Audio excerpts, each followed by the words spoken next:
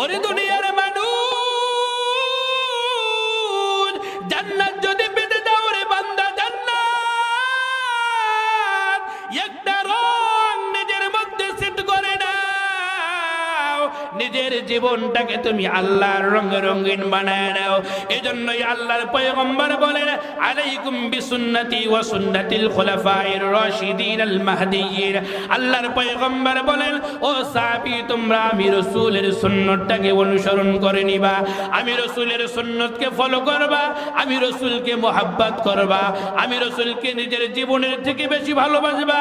লা ইউমিনু আহাদুকুম হাত্তা আকুনা হাব্বা ইলাইহি মিন ওয়ালিদিহি ওয়া ওয়ালাদিহি ওয়ান নাসি আজমাইন। পয়গম্বর আলম বলেন, ওরে দুনিয়ার মানুষ, দুনিয়াতে যদি তুমি ঈমানদার হইতে চাও, দুনিয়াতে যদি তুমি নিজেকে সুন্নতে রাসূলের উপর রাখতে চাও, দুনিয়াতে যদি তুমি আল্লাহ এবং আল্লাহর রাসূলকে ভালোবাসতে চাও, তোমার সন্তানের থেকে আমাকে বেশি ভালোবাসো, তোমার স্ত্রী থেকে আমাকে বেশি ভালোবাসো, তোমার পুরা দুনিয়ার সমস্ত মানুষ থেকে আমি আল্লাহর রাসূলকে ভালোবাসো। আমি আল্লাহর রাসূলকে যেই ভালোবাসে সে দুনিয়াতে লাঞ্ছনা পায় নাই, সে দুনিয়াতে অসম্মানিত হয় নাই।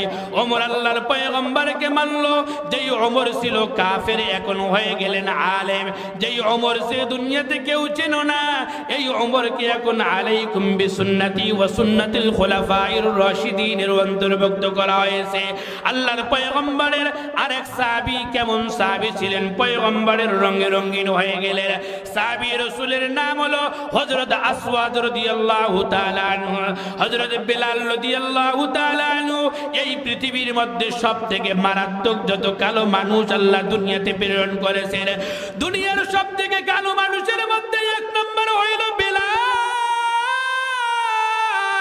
দ্বিতীয় নম্বরে সাহাবী রাসূল হলো হযরত আসওয়াদ।